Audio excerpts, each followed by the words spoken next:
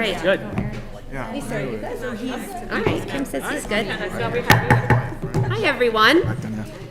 Welcome. Before I officially call the meeting to order, I just wanted to have a minute to run through our agenda so we have kind of an overview of what's going to happen. Kim from BevCam is ready in the booth, so we'll be ready to roll. Thank you to Kim for being here with us, as always. And thank you to all those who are here with us, including the Pack 49 Cub Scout Webelos, who are here from Beverly, and they are here working on their Arrow of Light, which is concluding their Cub Scout journey. So we're happy to have you with us as well. Tonight we do have one presentation from Open Space and Recreation. We have one citizen speaker signed up to speak. We have a posted public hearing for 7:45 on the Beverly Community Preservation Committee's fiscal year 2023 proposed budget. And then we have some regular business, and we'll take a break for committee work to take care of some of that as well. So with that, I will officially call to order this regular meeting of the Beverly City Council, Monday, October 17th, 2022, 7:00 p.m. Ms. Kent, will you please call the roll? Bowen? Here. Crowley? Here. Feldman? Here. Houseman? Rand? Here. Rotundo? Here. St. Hilaire? Here. Sweeney? Here. And Flowers. Here. Thank you, Ms. Kent. Councillor Sweeney, will you please lead us in the Pledge of Allegiance?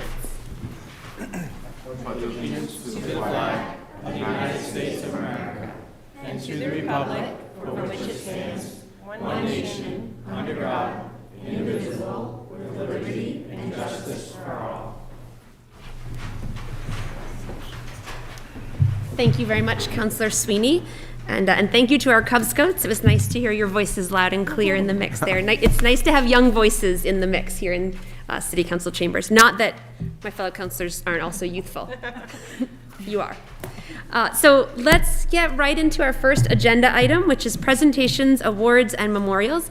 And we have David Alden St. Pierre here with us this evening, Chair of the Open Space and Recreation Committee. And you're here to share the annual report with us. I am. And so we're glad to have you, and the floor is yours. Thank you. Thank you so much for having me. How will I advance slides? Is there a... I was going to say, Ms. Wynn is standing up, and she is an expert Yep, there is a clicker right there. in advancing slides. Thank you very much. Yeah, that works. Okay, so yes, again, my name is David Alden St. Pierre. I'm the chair for the Open Space and Recreation Committee. And I am, oh yeah, how do I get rid of that little?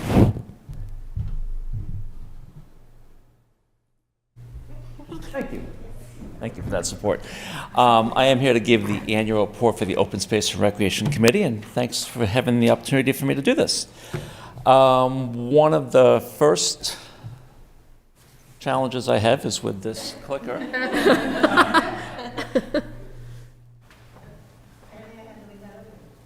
Maybe. Is it the other clicker? Does it work? You might be able to use the mouse.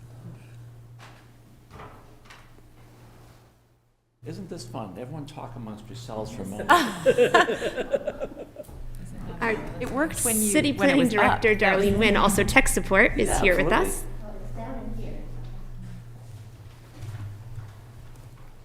Can you do by the arrows? This was going to be amazing. Now, Well, they're pretty pictures. thank you. There were pretty pictures. All right, so. Yes. All right. Here we go. Thank you very much, Ms. Wynn. Well done. So back to where I was. So, you know, a lot of the things that we've been doing for 2022 have definitely been in support of having a great committee. We've had a couple of openings in our committee that we're finally able to fill this past year, including Ward 4 with James Passanisi and also a Parks and Rec Department representative with Robin DiNodato. So having a full group of people definitely enables us to do a lot more within our committee. Oh, that went the wrong way. The majority of the work that we've been doing for this past year has been sort of getting the open space recreation plan finalized, which I'm sure you guys are all familiar with. It's the plan that we update every 7 years.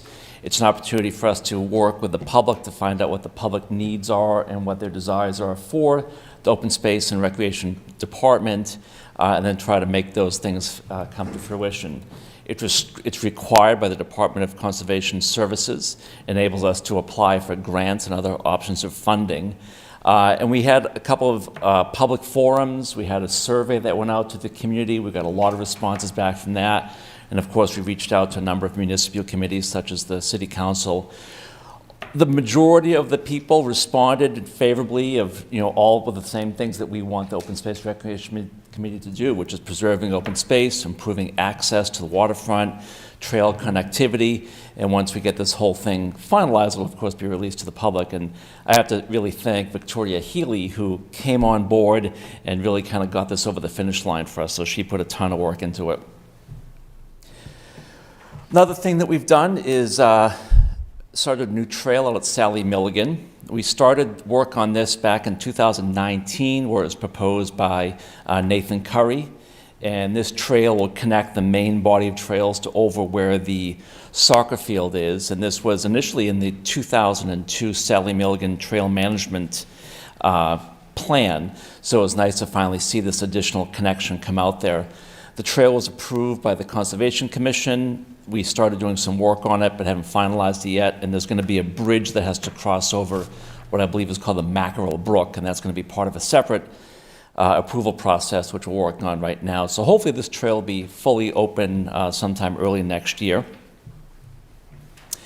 Other trail improvements we've been doing is out on the Greens Hill Trail out in Riles Side behind Ayers School.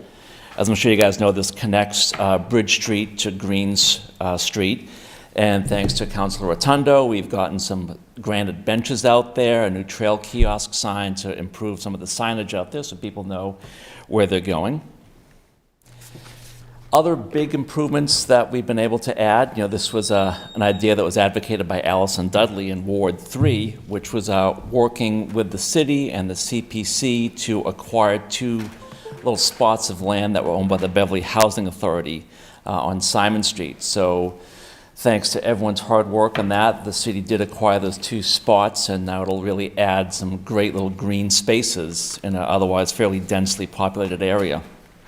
And of course, one of the other major contributions that the CPC and the city worked together with is with the trustees of reservations to protect Moraine Farm, which is right next to J.C. Phillips up in Ward 5. So once this is done, it's going to be just a huge asset to the city and the community at large, with just wonderful trails and improving the trails that are already out there at J.C. Phillips.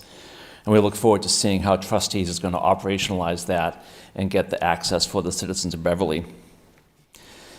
And while those have been some of the positive things that we've done, we've also dealing with a lot of negative issues. We've had to deal with vandalism. One of these pictures here is of some paintball that was done out at Norwood Pond in Ward 5. We had to call the police, try to get them to come out there because the people were out there shooting paintball while I was out there. That didn't go as well as we would have liked. There's some encroachment areas where we know in Ward 4 and Ward 6, people have private property signs up, where it's actually technically city property, or they're storing property on city land. We also had a number of signs stolen for no explicable reason that I can identify, just plastic signs that were taken down out at the Beverly Commons trails. So we've been working on stuff like that, and ultimately it'd be great if we had some better enforcement policies to help improve all these encroachments so that people know that these areas are in fact for the public. Speaking of Beverly Commons, we've been working with the Scouts because we love the Scouts, and we've got a couple of Eagle Scout projects going on out there, which are definitely going to improve the signage. This is Ryan Trebalusi, I believe is how you say his last name. And he's going to be working with his Eagle Scout team this weekend to do some trail markers out at the Beverly Commons. There's another Eagle Scout, Sebastian, who's doing a similar project, and these are all in conjunction with the Open Space and Conservation Commission, and of course the Greenbelt, because they manage a lot of the properties out there as well. Other things is we try to keep the public informed of what's going on. The majority of this is done through social media, through the at Beverly Trails Instagram account, and also on Facebook. So we try to keep those little photos out there to keep people aware of all the wonderful spots that are here in our city. And that's kind of the summary of what we've been able to do in 2022. You know, looking forward to 2023, we want to try to get an improved trail work document that has approved through the Conservation Commission, so that when we want to do trail work, whether it's clearing or brush removal, we don't have to go through any authorization process. We already have like a blanket approval. We want to work on some new trails by the solar field. We're working on expanding some trails behind the Norwood Pond area, looking at trails up by Endicott. And so we've got a lot of ideas, and of course trying to operationalize what we finalize in the open space recreation plan. And that's it. So any questions? Thank you very much, Mr. Alden St. Pierre, for both for being here and for persevering with the presentation, which was very lovely. Thanks again to Ms. Nguyen for helping us get that going. Yes, thank you. So councilors, any questions that you may have on open space and recreation tonight? All right. All right, well, thank you very much for being here, and thank you for the work that's ongoing. I know much of the work you showed has been things that the council has either been aware of or has worked on, but especially those Simon Street parcels. Thank you to the committee for the partnership on that, because as you said, having green space in our dense neighborhoods is equally as important as the other really open green space that you showed us. So it's really great to have that. Yeah, we couldn't agree with that more. Absolutely, 100%. So thank you very much, everyone. Thank you. Thanks for being here and for the work that you do. That brings us to, and actually, it does bring us to our citizen speaker, but before I get there, I've now referenced Ms. Nguyen a few times, but I should have gone through, just introduced the other members of our city government who are here with us, our city employees and staff. Darlene Nguyen, our city planning director, is here with us, also tech support, as you saw. Thank you, Ms. Nguyen. Assistant planner Victoria Healy is here with us. Thank you for being here. From the solicitor's office, assistant solicitors Beth Oldnixon and Jesse Dole are here, as well as Dylan Benson. And our city grants director, Catherine Barrett, is also here with us this evening. Our city council budget analyst, Jerry Perry, is here with us. Thank you, Mr. Perry. And Ward 6 school committee member, Lorinda Visnick, in her familiar spot in the back, also here with us this evening. I don't think I missed anybody. So that brings us to our citizen speaker, coincidentally, who is Lorinda Visnick. And Ms. Visnick, if you would begin by stating your name and address for the record, and then you have up to 5 minutes to address the council. I know that's not surprising to you, but I think it's just good to restate. Shocked, actually, Ms. Flowers. My name is Lorinda Visnick. I live at 39 Middlebury Lane, and I thank you for letting me come to your podium this evening. Before I begin with my planned remarks, I wish to acknowledge the land that we stand on here in this very special place. As we gather here in this place, we acknowledge and honor the original indigenous inhabitants of this land, the Nomkeg and Pawtucket bands of the Massachusetts tribal nation, which continues today through the membership of the Massachusetts tribes. We acknowledge their ancestral and continued connection to our land. We also recognize our obligations to this land, to better environmental care and stewardship, to which the indigenous people who care for it have long called us. As we work towards diversity, equity, and inclusion, we acknowledge the importance of lifting up and inviting many voices, including those of indigenous people, and of including those voices and perspectives in our discourse and in our decision-making and in our actions. Thank you to David Alden. Hopefully I said your name correctly. That was a wonderful presentation. I did not really expect it, and in fact, I appreciate hearing how our CPC dollars are being spent and how our green space is being preserved. And I was actually looking for information today on Moraine Farm for a whole nother project, and I was on our city website, but I found no joy. So I recognize and acknowledge that none of the quote-unquote 9 of you, we'll pretend Mr. Hausman is here this evening, are directly responsible for our city website. However, I would like to really encourage you to do what you can to help continue to improve the website. For instance, we could have a page dedicated to how our CPC funds are spent. when a vote happens, what is approved, what is not approved, and for any given money allotment, links for that particular allotment to the proposal that happened, and possibly to supportive websites like the one that Mr. Alden was showing this evening. I think that would go a long way. I've asked before that we try to, as a city, improve our communications. I think we're getting a little better. Any given day, I get a tweet that I find helpful. However, I think we still continue to expect that people will pull information versus us pushing information. And today I went to pull, and I work in the computer industry. My children will not say that I'm necessarily tech savvy. I have a little bit of a challenge with my own phone. I've never made a TikTok video. However, I work in the computer industry, and I think that if I cannot find something on a website that I am knowingly looking for, that I know y'all voted for, then that's a problem. So I hope that we can continue to improve our communications and improve our website. Thank you. Thank you very much, Ms. Visnick, and thank you for being here with us and for your time. Ms. Nguyen, I'm guessing you raised your hand because you have some information that could be helpful to us. And I do appreciate Ms. Visnick's comments about pushing rather than requiring pulling.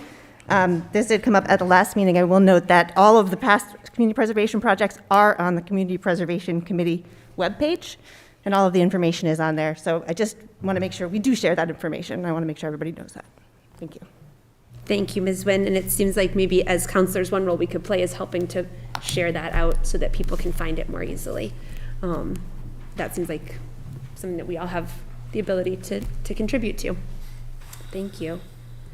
At this point, I would entertain a motion for a brief recess because as much fun as it is to have our Webelos with us, I'm also aware that they may need to get home and get onto some other things, whether that's homework or bedtime or dinner. I'm not sure what your day has looked like, but let's take a motion, please, for a 5-minute recess to give them a chance to chat with any counselors briefly if they wish, but also then to head out if they would like. So moved. Second. All those in favor? Aye. Thank you. That motion carries 8-0, and we'll take a 5-minute recess and be back at a little bit before 7:25. Easier that way, yes.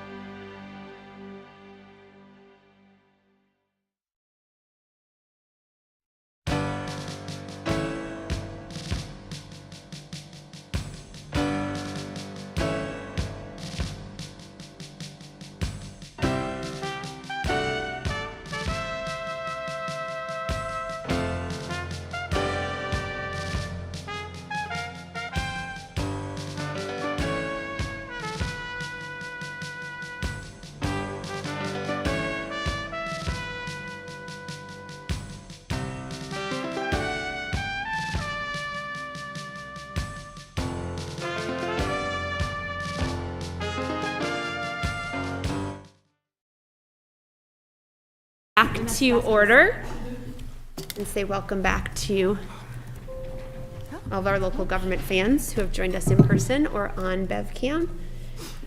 We have some time now before our public hearing, which is posted for 7:45. So we'll use this opportunity to get through some of our regular business. Beginning with our acceptance of minutes of previous meetings, we have 3 sets of minutes that we can approve this evening.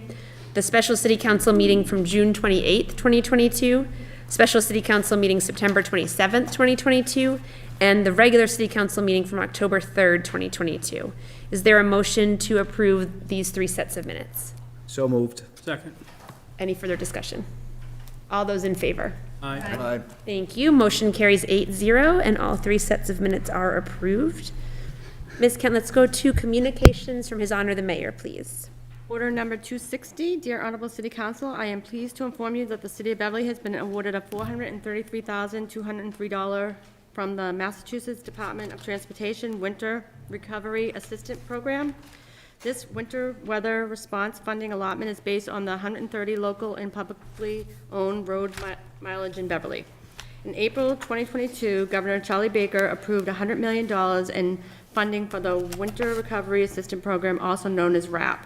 The program is administered by MassDOT. RAP provides supplemental funding for cities and towns to improve their transportation networks in response to harsh winter weather. Program funding is distributed by a formula based on each municipality's share of locally owned road mileage. Mass General Law, Chapter 44, Section 53A requires both City Council and Mayor approval before any grant, earmark, donation, or gift to the city can be expanded for their prescribed purpose. I therefore request the City Council approve this funding. Sincerely yours, Michael P. Cahill, Mayor. Thank you. Please refer that to the Committee on Finance and Property. Order number 261, Dear Honorable City Council, enclosed, please find the 2 proposed orders approving the grant of utility easement to Massachusetts Electric Company. The easement will allow for the installation of a pole and overhead electric distribution system in addition to an underground electric distribution system at 1 Water Street. Because the value is under $35,000, no bids are required to be solicited. Pursuant to Mass General Law, Chapter 30B, Section 16, the council must first declare the property available for disposition and an order attached for your consideration and approval. The second attached order for your approval authorizes the city to convey the easement in Mass Electric Company. I respectfully request the City Council approve these orders at your upcoming meeting. Sincerely yours, Michael P. Cahill, Mayor. In the year 2022, be it ordered by the City Council of the City of Beverly as follows. The Beverly City Council hereby declares that the following property is available for disposition. The portion of 1 Water Street necessary for the installation of a pole, an overhead electrical distribution system, and an underground electric distribution system is shown in the attached plan.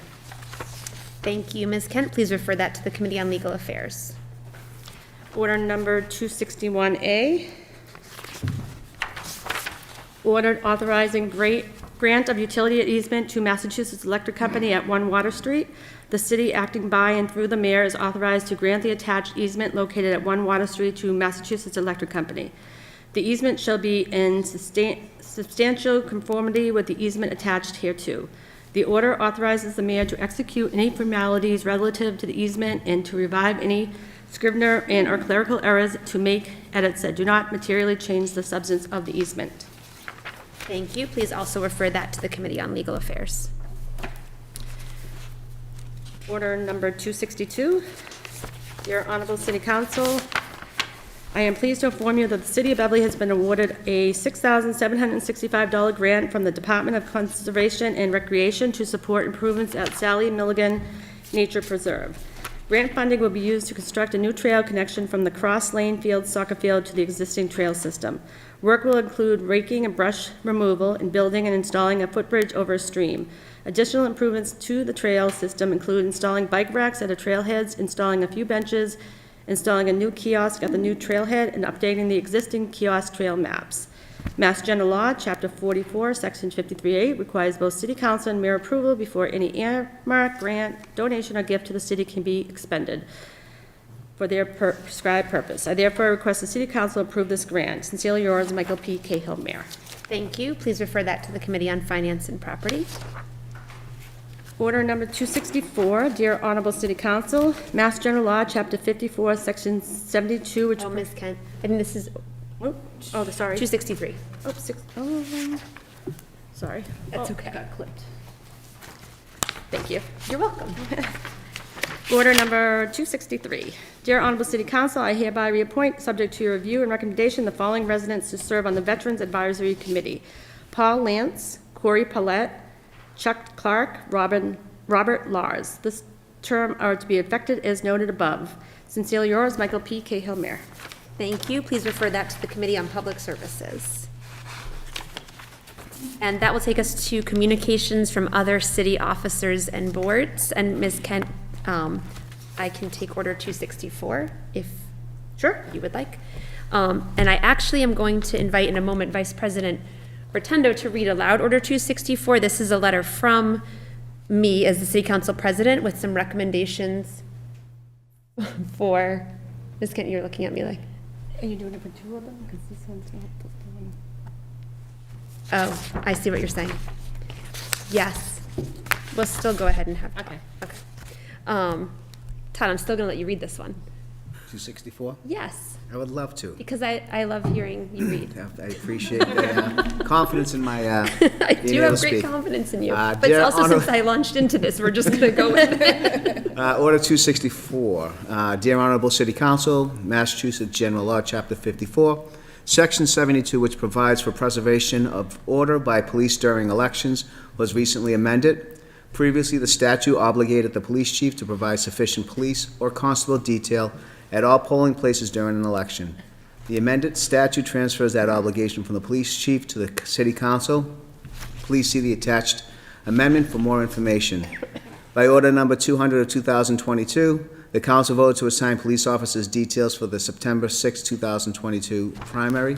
The council may continue to assign police details in a similar manner for each election by voting for the assignments prior to each election. Alternately, the council may delegate the authority and obligation of the detail assignment to the police chief. I welcome council discussion on the attached order. For immediate action, we do need to make a determination now for the November 8th, 2002 election. Sincerely, Julie R. Flowers, City Council President, Council at Large. Did I do okay? You did great, thank you, Okay, Counselor thank Rotundo. you. I really had fast-forwarded in my brain to a different order that will be upcoming. But Counselor Rotundo, thanks for just going with that. Am I going with the next one, too? So for this one, this is actually potentially two different topics. One is we can take a vote on the floor now to approve for immediate action, making a determination on the November 8th election and handling it similarly to as how we did the primary, which allows the city clerk and the police chief to work together to determine the appropriate staffing at each polling site. So I would entertain a motion to approve that delegation to the two of them at this time. So moved. Second. Is there any discussion on this vote on the November 8th election? All those in favor? Aye. Thank you. Motion carries 8-0. This is a topic that subsequent councils may wish to revisit. And so with some advice from the solicitor's office, we can also receive and place on file this order, and that would allow for future councils to be able to reopen the issue and handle it differently going forward should we or they so choose. So I'd entertain a motion to receive this and place it on file. So moved. Second. All those in favor? Aye. Thank you very much. Also 8-0. And thank you again to Councilor Rotundo for reading that for me.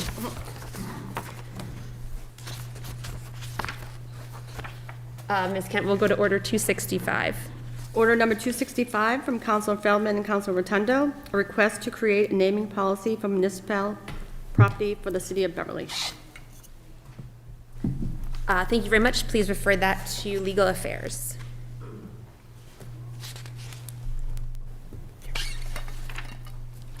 That brings us to order 266, which is, that's you.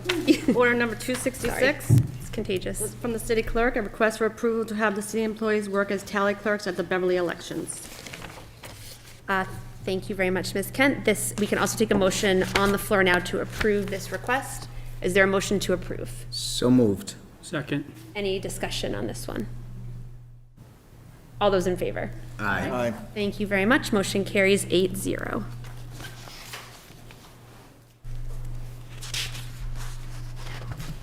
This brings us to Order 267, which is the order that I thought we were at before. And so, Councilor Rotundo, in a moment, I am going to ask you to read this one, because you did such a nice job reading. Thank you. But this is a letter from me to my fellow councilors recommending some adjustments to the salaries for the city clerk and the assistant city clerk. The reason I'm asking Councilor Rotundo also to join me in reading this is that you may recall, fellow councilors, that this grows out of some work that Councilor Rotundo had done to clarify for our city that the city clerk's office, falling under the city council as a department, would have the salary recommended by the city council as opposed to by the mayor's office, which in Beverly, sort of by habit, is how it had happened. So because this is sort of the next step in that process that we had taken, I am going to invite Councilor Rotundo to go ahead and read it, and also so that I'm not, from the president's chair, reading an order that I've submitted on this matter. Thank you. Dear Honorable Council, as you know, the city clerk and clerk's office as a department fall under the city council's area of responsibility. This includes a clarification, thanks to Councilor Rotundo's work earlier this term, that the salary of the clerk and assistant clerk shall be set and approved by the city council. At this time, and as other department head salaries are being studied by the mayor, I would like to recommend an increase in salary for both the clerk and assistant clerk, which should be approved them as a body, will be retroactively effective from July 1 of this year. In preparing to make the recommendation for both salaries for this year, I took into account where our clerk and assistant clerk stood in comparison to the same position in other similar local communities, and I found that both were at the low end of the scale across communities. The recommendations I am making today bring them much more on par with other similar communities in terms of compensation and feel like a more just compensation for work they do. Additionally, I took into account the workload of both positions and changes in the work of the clerk and assistant clerk with increased early voting and mail-in ballot voting in the Commonwealth, both good changes for voters' access, but they do represent the change in the clerk office workflow, as well as successful hiring and training of a strong team within that office as a whole. I have met with our budget analyst, Jerry Perry, as well as with the city finance director, Brian Ailes, and both are in agreement with the recommended increases here can be covered this year within and without overspending the clerk's, clerk's office, city council budget as a whole, owing to the reality that extra funds will be available for use within the budgeted line for the budget analyst. Going forward, any recommended increase the council may vote upon for these positions would be made in March of each year and built into the budget the forthcoming fiscal year. As such, I am recommending an increase of $8,800 for the clerk's salary, which would bring that salary from $88,000 to $96,800. Additionally, I recommend an increase of $5,983 for the assistant clerk's salary, which would bring that salary from $59,017 to $65,000. The council will need to vote on these proposed increases at our October 17, 2022 meeting. In a separate vote, I ask the council to consider delegating to the city council president the power to do an annual review and evaluation of a clerk's work performance in March of each year, ahead of the start of the budget process, and to make a recommendation at that time for the salary of the clerk, to then be built into the suggested budget of which the council would then vote during the June budget process. Thank you for your consideration of these matters. Sincerely yours, Julie R. Flowers, City Council President, Council at Large. Thank you very much, Vice President Rotundo, and you even smoothed over a typo that I had made very eloquently. So thank you for making my writing sound better than it was. With that, I think before we refer this out, Mr. Perry, would you like to say anything about this for the benefit of the council? Thank you, Madam President. Good evening, members of the council. A couple of comments, and I'll make a recommendation here. I don't want to reiterate what the council president wrote in her letter, but simply, as you understand, for years the salary of the city clerk was pretty much established by the mayor, yet the city clerk is appointed by and reports to the city council. So it's an awkward situation. And as you know, Councilor Rotundo, in the last several months, brought forward to you all, and you passed city ordinances rectifying the situation. So now it's the responsibility of the city council to set the salary of the clerk, and the city clerk, of course, will then recommend and do the evaluation of the assistant city clerk. So we now have a good system in place. It's good public administration, and you all passed that unanimously. What's happening this year, though, because of the timing of this, the budget was already set when we passed the ordinance. So as such, we have to kind of do it a little bit backwards, at least in the get-go. That's why it's coming before you tonight. What's occurring is the council president is recommending salaries for each individual, for the assistant clerk to be at $65,000 and for the clerk to be $96,800. The money for this is not an appropriation, what you're doing tonight. You're just setting the salary. You're not appropriating this. And that's what will happen even going forward next March. If you continue the process, you will set the salary.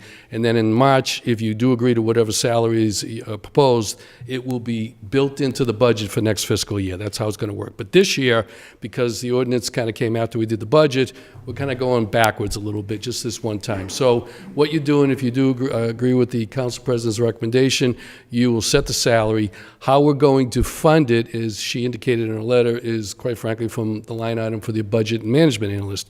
We do have sufficient funds in that to do that. It will be a transfer of $14,783. The council doesn't even have to handle this. It will be an internal transfer done within the city clerk's budget, which is what we do with all the budgets. So there is sufficient funds in there to handle it, number one. And two, there's still going to be sufficient funds, in my opinion, to certainly pay for my salary, if you will, for the end of the fiscal year, as well as to take on any potential projects. I know the council is considering some ordinance review stuff, and there'll be sufficient funds in there to handle that as well. So there'll be sufficient funds to handle all that. And as such, in terms of the recommendation, I did spend some time, as the council president did articulate in her letter. I looked at the following communities: Andover, Arlington, Brookline, Burlington, Cambridge, Chelmsford, Danvers, Gloucester, Lexington, Lynn, Newton, Peabody, Salem, Somerville, and Woburn. So we did quite a review of the salaries of both city clerks and assistant city clerks in other communities, and the council president is correct. It's quite frankly, she's put in a recommendation, it's kind of in the middle, actually a little bit below it, because the information I have is a year old, so a lot of these have already bumped up, but it's right where I think it belongs for the duties and responsibilities for this position. It would be my thought process or my recommendation next year that this is the baseline we work from, then next year, based upon a proper evaluation, cost of living adjustments as you all deem appropriate. So the salary is where I think it should go. I'm comfortable with it. I think Council President, we did discuss it, and the Finance Director, he kind of politely weighed in, but kind of stayed neutral. But the bottom line to it, we're very comfortable with the salary recommendation being made to you, and I would recommend that you adopt the proposal of the Council President. And finally, lastly, as you may recall, when we discussed the ordinance last, I think it was June or May, I forget now, but in any event, one of the functionalities that has to be done, which is important for good public administration, is to do an annual evaluation. That's something that should be done. But I think we all agree, and we discussed it at the time when the ordinance was passed. My recommendation at the time was to delegate it to the council president. I think we all acknowledge and agree it's the council president who spends the most time with the city clerk, and deals with agendas and a whole bunch of things. So obviously, I think it's a smoother situation if the council president does that, and I would recommend you delegate that responsibility to the council president now and into the future. This does not preclude any of you from weighing in on that. If you have opinions or issues or concerns that you have for the performance of the city clerk or the city clerk's office, you certainly can funnel that right through the council president, and she can certainly deal with that if necessary. But the bottom line to it, you are all a part of it, but I think the functionality and the responsibility I would recommend to you all is to go to the council president as we move forward. Having said that, Madam President, that concludes my commentary. Again, I recommend both the salary and the delegation to the council president. Madam President, I'm more than happy to answer any questions you or your colleagues may have regarding this matter. Thank you, Mr. Perry. I am aware, councilors, we have just a few minutes before the public hearing. This will be going to Finance and Property, so there'll be opportunity for further conversation. But is there anyone with an initial question? We'll probably have time for at least one for Mr. Perry at this time. Okay. Thank you, Mr. Perry. Thank you, Madam We President. may need you at Finance and Property or after as we think about this. So Ms. Kent, let's refer Order 267 to Finance and Property, please. And I think we have time to refer Order 268 as well. Order number 268 from Counselor Houseman and Counselor Rand, Citizen Advisory Committee for National Grid Cable Transmission Project. Thank you, and let's refer that to the Committee on Legal Affairs, please. Let's do 269. Communications, applications, and petitions. Thank you. Let's do communications, applications, and petitions. Order number 269, the Department of Environmental Protection Waterways Regulation Program. Councilors, I would entertain a motion to receive this report and place it on file. So moved. Second. Is there any discussion? All those in favor? Aye. Thank you. Motion carries 8-0. We will be leaving the unfinished business from a previous meeting. These are two orders submitted by Councilor Houseman. They were held at our last regular meeting by Councilor Crowley, and because Councilor Houseman's not able to be with us here this evening, those will carry forward as unfinished business from a previous meeting and remain on our agenda. Ms. Kent, motions and orders. I think we have time for it. Order number 238.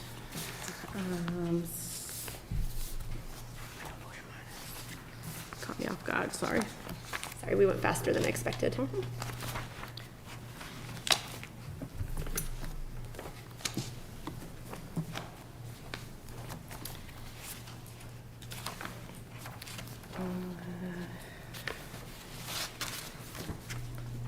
Be it obtained by the City Council of the City of Beverly as follows. In the year 2022, an ordinance amending an ordinance relative to Chapter 270, Vehicles and Traffic, Section 270-49, amendment to include handicap parking space, amended Section 270-49 as follows. Add a handicap parking sign at 24 Myrtle Street. Add a handicap parking sign at 31 Grant Street. Ordinance to take effect upon publication and final passage, and this tonight is final passage. And this was in the newspaper on October 7th. Thank you very much, Ms. Kent. So this is for final passage this evening. Is there a motion to approve? So moved. Second. Any discussion? All those in favor? Aye. Thank you. Motion carries 8-0. And that is excellent timing. That brings us to 7:45. So we will open our posted public hearing on order number 251, the Beverly Community Preservation Committee's fiscal year 2023 proposal for the CPA budget. The City of Beverly ordered that the City Council of the City of Beverly hold a public hearing on Monday, October 17, 2022, at 7:45 PM at Beverly City Hall, 191 Cabot Street, 3rd floor, Council Chambers, live on BevCam, relative to the proposed Community Preservation Committee's FY 2023 budget. And this was published in the newspaper on October 7th. Thank you very much, Ms. Kent.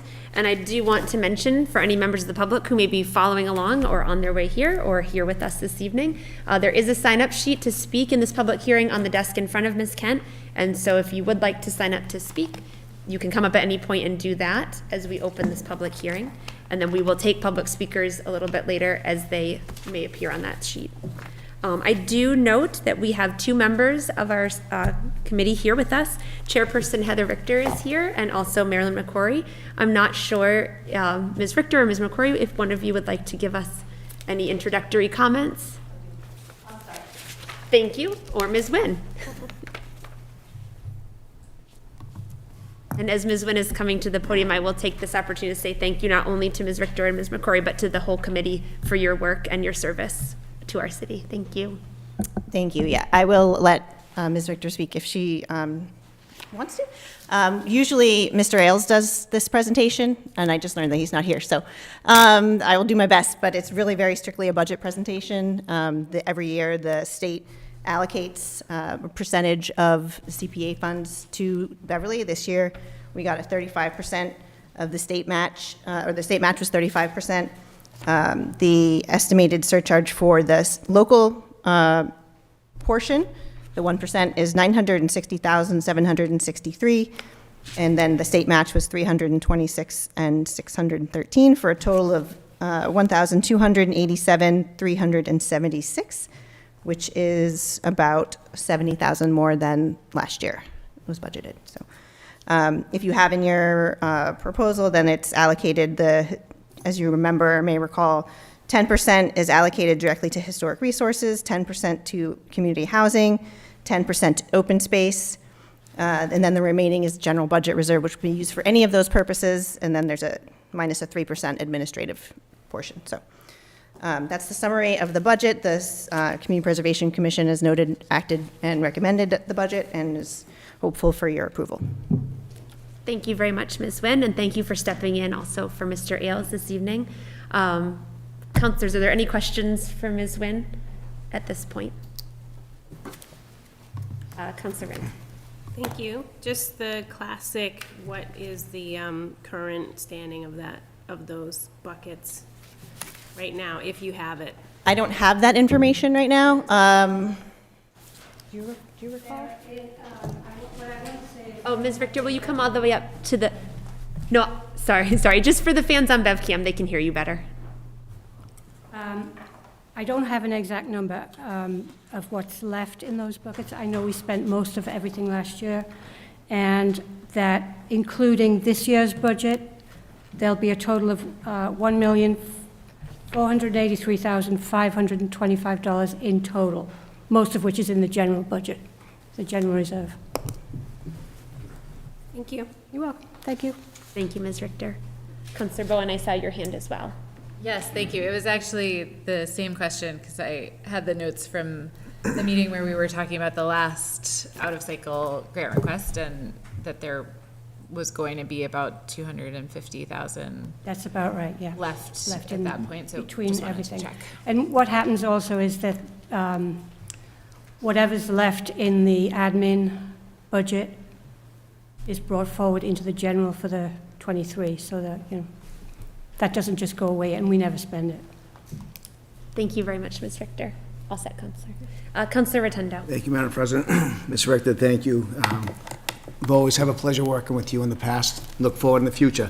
Couple of questions, and it really is just for the people who are watching on BevCam, specifically about CPC and how it affects their property tax, and it's only after a certain amount of money that they're taxed upon. That And is that as well correct. as that people, to make them aware that if they may have financial needs, that they can get exemptions. I guess it's really just to get it out to the public. Yes. Could you maybe speak just quickly about that, just if you're able to? Again, I'm going to be a little bit vague because I don't have the paper in front of me, but there is, I think it's the first 100 and something thousand of the property value is exempt from CPC. Then the city enacted a 1%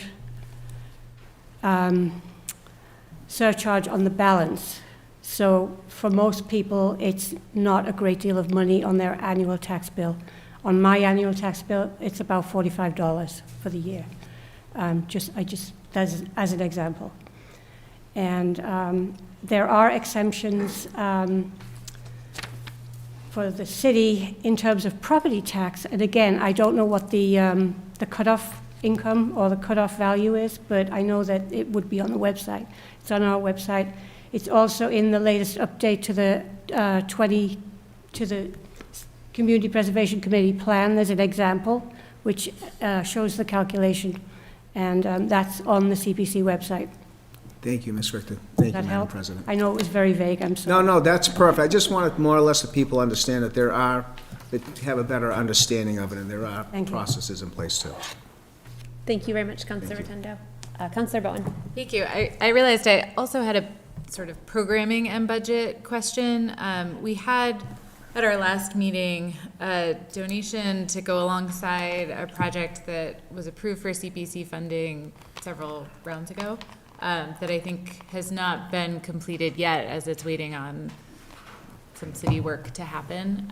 And so I was just curious, as it relates to looking at this next year's budget and new projects being funded, is there an easy way to see not just the past approvals and the projects that they were planned for, but when they were actually completed and that money went out the door or Yes, cut off there when is. that happened? There's a document in the plan that gives the up to date, up to where we are now. And there is a live document in Mr. Ailes' department that explains exactly how much is left in each fund, and when each project was signed off. CPA-funded projects by category are, this document here is on the website, and it shows the date of the award, the total project cost, how much CPA funds were awarded, and also when it was completed, when each project was completed. So it's quite a lengthy document, but it is all in there. Maybe just. What I would also like to say is that we would really welcome the interest of the city councillors, because we want you all to engage with your wards, your special interests, and know what's involved and know what projects you want to complete in the upcoming funding round. Thank you very much, Ms. Richter. Councillor Bowen, did you have a follow-up? Yes, just a quick follow-up. Are there many other projects that are still pending from past rounds? Obviously, the most recent approvals would be pending. I would say probably under 10, less than 10. And, once the funds are allocated, they don't get spent on anything else until the project's completed. Hopefully, some of the projects come in under budget. A lot of times they come in over budget, and then we have to talk about extensions and additional funding, as we did for the Briscoe Village project not so long ago. So those funds are, haven't been paid to the applicant, but they're available. Thank you, Ms. Richter. Any other questions from the council for either Ms. Nguyen or Ms. Richter? Are there any members of the public who would like to speak on this matter? Seeing none, I will close this posted public hearing and we'll refer this back to the Committee on Legal Affairs to be able to take action on that this evening. Thank you again, Ms. Richter and Ms. McCrory, for being here with us as well. I would entertain a motion now to take a break for some committee work. So moved. Second. All those in favor? Aye.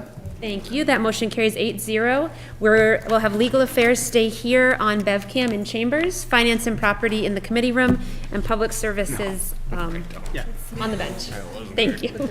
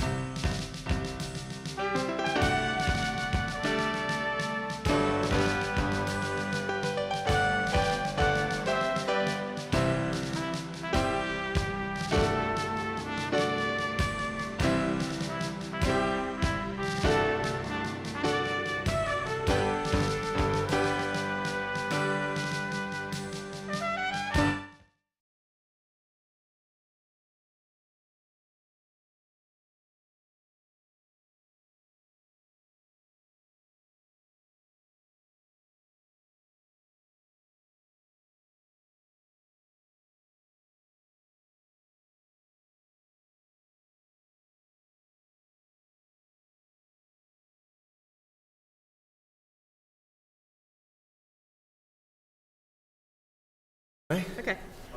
Okay. Okay, we're going to call to order, please, the Legal Affairs Committee. And let's get right into order number 246, which is an order to amend reciprocal easement agreement with Briscoe Village LLC as previously approved by order number 141 of 2021 pertaining to 7 Sawyer Road and 20 Colton Street. And we have with us tonight Mr. DeFranza and also Counselor Simasco. It's still taking me a while to get that in my brain, but I did it.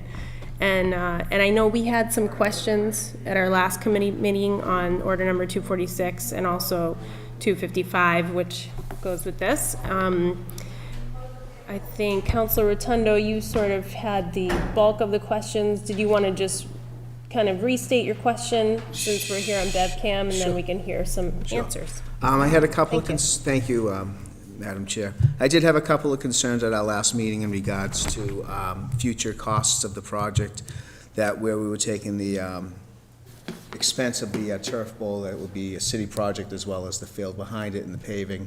I have since talked with our solicitor as well as Ms. Simasco in regards to consideration from Beacon to maybe consider giving additional money.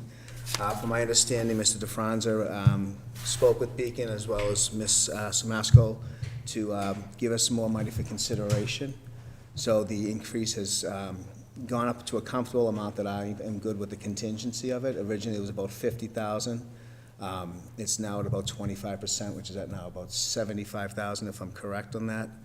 So I'm comfortable with that. I did speak with Commissioner Collins. Unfortunately, I'd like to say we had a really huge conversation, but he was trying to dodge the rain, and I was walking in the rain at the time, but we did get to speak. He's feeling comfortable that he can, do a lot of it. I mean, I think I was looking at the paving aspect of it because it's so volatile to the oil prices. He's looking at the landscaping part, and it would be something that would probably be bidded out and everything like that, not necessarily an inside job being done by our own workers, because that was also a concern because it starts moving things down the order of priority. So I'm feeling good with that as well. So I want to thank Ms. Simasco and Mr. DeFranza for bringing it back to Beacon, and I want to thank our own solicitor for helping me get through the process as well. Great, thank you. Good research, Counselor Rotundo. Mr. DeFranza, did you want to sort of kind of follow up on the changes that were made to, yes, please. Or you can, I think these are on as well. You could just come close, that's fine. Yep, they're on. So thank you, Madam Chair and Councilor Rotundo. So that's accurate. We had gone back to Beacon to ask them to increase the contingency number 50%. So originally it was $50,000. We asked them if they would be willing to increase the number to give Councilor Rotundo some comfort on the cost escalation. Good part of that being that if it's not used, just is what it is. The city keeps the surplus, but it does give a little more room in the event that there's any escalation. So that was the major change since the last meeting. Okay, thank you. Counselor Sweeney. Thank you, Madam Chair. I want to make sure that I'm following along with this. So when you reference a contingency figure, Mr. DeFranza, I know in the original order the amount that I saw listed, and that it was my understanding that we had spent the bulk of our previous meeting discussing was the $385,000 figure. Right. That the city would receive in payment to then taking on the portion of the repairs on the property or other maintenance as outlined in the letter. Where does the figure that you were just referring to with Council Rotundo factor into that? Yeah, that's a great question. So inside that number, the original pitch had been that we had a cost estimate, a hard cost estimate, and there was a $50,000 number inside that 384 that was meant for contingency for this purpose. Okay. And so in order to and we needed a fixed number, but there was concern if the number grew and it was a fixed number to the city, that the city could have liability. And so we increased the contingency number inside that budget from the 50 to 75. So the overall aggregate number, I don't have it off the top of my head, but roughly 410. Perfect. Yeah. Thank you for clarifying. I appreciate that. Absolutely. It's a great question. Thank you. And Solicitor Williams, I saw you, did you want to just kind of weigh in on changes? I know one of my questions would be, in voting on this order, it sounds like we would have to include an amendment to the order because of this change, or I think you can just amend it on the floor. I mean, the reality is what the actual request is to amend the rights being granted under the reciprocal easement agreement. It's really not to approve the number. What has come out of that discussion is that in the purchase and sale agreement, Briscoe Village is now agreeing to pay $410,000 for the work. The actual ask is to, for the city to receive the easements it needs from Briscoe Village to do the work and to eliminate the easements that the city was going to give to Briscoe Village. So that's what the actual order is. And the reason that kind of order has to come before the city council is because it's a grant of an interest in real property. Okay. So the order actually doesn't have to be amended. That sounds Short a lot answer. easier than I was picturing it. Thank you. Okay, and Councilor Simasco, did you also want to comment on some of the questions you heard either tonight or last meeting? I don't have any further comments. Okay. I think everybody's touched on the issues, and we would just request that the reciprocal easement agreement be approved. Okay, thank you very much. Any other questions from committee members on order number 246? I'm good. I think all the questions from you have been asked. Thank you, Madam Chair. Okay, I would accept a motion to approve order number 246. So moved. Second. Those in favor? Aye. Motion passes. Okay, let's actually skip over to order 255, which is related. This is for the special permit with minor modifications, request Briscoe Village Center for a request from Briscoe Village Center for Living and Arts. So Solicitor Williams, can you just sort of present how this is separate or related to order 246? Which one, the special permit request? I think it's their request, so it really is something that I think Councilor Simasco should. Wonderful, thank you. present. I've asked the wrong counselor. Thank you. Solicitor Williams. Yes, this is related to the previous request, but it is distinct in that this is actually asking the council to amend its previously granted special permit that authorized this project, and it authorized an entire scope of work. Since now, related to the former request, some of that work is being done by the city as opposed to the applicant. We need the special permit to reflect that. And then there were two minor modifications to the shape of the access drive and to the fencing along that access drive that Commissioner Collins actually requested that we make, and we've agreed to do that. So this would just tie that all together and reflect that amendment. Okay, thank you. Any questions from committee members? No? All right. I would accept a motion to approve order number 255. So moved. Second. Those in favor? Aye. Aye, motion passes 3-0. Thank you very much for your time and your expertise. And I'm looking forward to this project just thriving. I can't wait. I know you can't either. It's been a long time, a lot of work. Okay, so let's take up order 251, which is what our public hearing was just about, the Community Preservation Committee fiscal year 2023 proposed CPA budget. And we did hear from Darlene Nguyen about this, as well as members of the Community Preservation Committee. Did councilors have any other questions, councilors from the committee? I don't have any. Thank you. I'll just make a quick comment for the members of the committee. I want to thank you guys for the meeting that you held the other day in the library. It was informative for me, as I'm sure it was for all of the residents who attended, about the process. And it's nice to see that we have ample funding available for hopefully some creative projects in the city. Thank you, Councilor Sweeney. I'll call to order Committee of the Whole as well. Okay, any other questions? No. Or comments? I would accept a motion to approve order number 251. So moved. Second. Those in favor? Aye. Motion passes. And now we can get into 261, which is a grant of easement. Let me see. 261. Yeah. Oh, sorry. Okay. 261, which is a proposed order approving the grant of a utility easement to Massachusetts Electric Company for an overhead electrical distribution system and an underground electrical distribution system on Water Street, at 1 Water Street.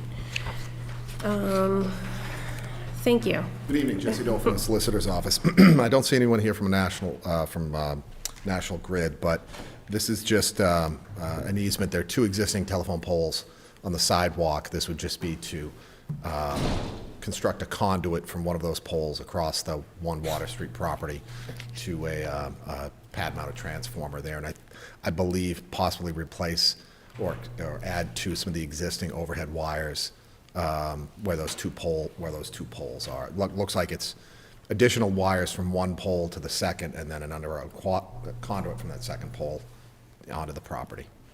So. Okay. Questions from committee members? I actually do have a question. I understand this is a grant of easement, but it feels like we're also approving the actual pole locations and... If you look at the plan, I know that the easement makes reference to possible not installing an additional pole. There are 2 poles identified by P number and then a 4-number sequence. Mm-hmm. Those are existing poles. So my understanding is this would be if there's a necessity, I'm just venturing a guess here based on the language, that if they were to have to replace that one of those poles, it would allow them to do so. But it is not to install a new pole on this plan. It's just referring to, and I think if you go to the top of the second page, it actually identifies those 2 existing poles as. And then it looks like the electrical box is new, though. Yeah, the electrical box is going to be almost next to the restaurant itself. So from reading this, there'll be some overhead wires between those 2 existing poles, then an underground conduit from one of those poles almost to the restaurant where the above-ground transformer equipment will be. So I guess my question is some of this is existing infrastructure and some of it is new. So yes, and 2 existing poles and just some new, I believe from reading this, new overhead wires between the 2 existing poles that do have existing wires, and then the underground conduit. It seems unusual to me that we're granting the easement and new infrastructure without a public hearing or hearing from National Grid, though. That's not required. Can you explain the difference? Well, similar I think it was at the last meeting, if not the meeting before that, we did a similar grant of easement to National Grid for some infrastructure at the Pond Street parking lot that was triggered by the construction of the solar equipment. But this is a standard grant of easement for the overhead lines, and it looks like it's some additional lines to existing overhead lines, and then the underground conduit, which basically goes from the property line itself further onto the property line. So is there concern about some particular infrastructure that's being installed? Just that it's new and that area, as you know, is a real hot button for Goat Hill and Ward 2 and Water Street and Front Street, and I just want to be very careful to be sure what we're allowing, especially working with National Grid. We're allowing, from the grant of the easement language and the plan, we're granting the ability to add additional overhead wires between the 2 existing poles, and then an underground conduit from one of the poles, which is entirely contained on the 1 Water Street property.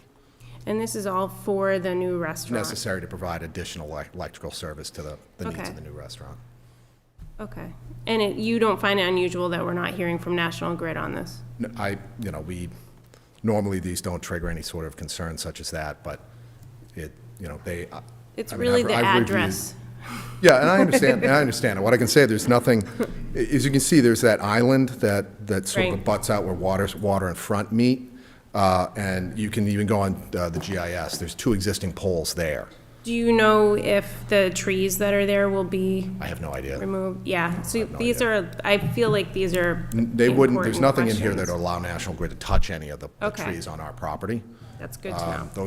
They're trees on city property. We'd have a problem if anyone, National Grid or anyone, went out there and tried to cut those trees down without our permission or authority. One of the poles is in the island. One of the poles looks like it sits right on the property line. See, there's a corner of the property line, so the pole is right there, either on the right-of-way of the island or some portion of the One Water Street parcel itself. But the only, there is an underground conduit that goes from the property line further into the property, and then at least it looks like there's going to be some additional wires between the two existing poles. So there's nothing in this plan, there's nothing in the easement that would allow them to put any ground-mounted transformers on that island outside of the One Water Street property, and there's nothing there that says they're erecting a new pole, because it would have been depicted on this plan that, pole P number 5688 is being replaced with pole P number, whatever that may be. So it does give them the right, if something happened to one of those poles, that they'd have the right to replace the pole, but there's nothing that's gives them a right to increase the number of poles in that area, add a third, fourth, fifth, or anything like that. Okay. Or even relocate where those poles are. So that's usually how these get triggered. If they do have to move a pole a couple feet, then suddenly it's no longer, the easement isn't, that easement is no longer what we gave them. Okay, perfect. Thank you for answering my questions. Yeah, I no problem. appreciate it. Thank you. Any other questions? Guess they were mostly mine.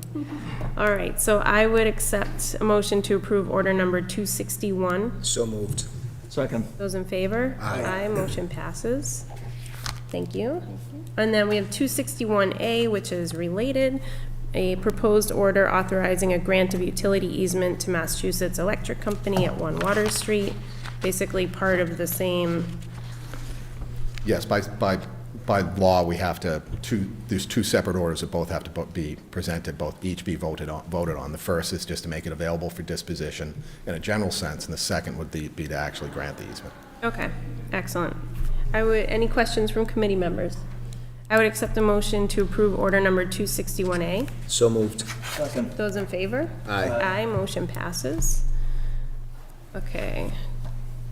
Order number 265, which is a request to create a naming policy for municipal property for the city of Beverly.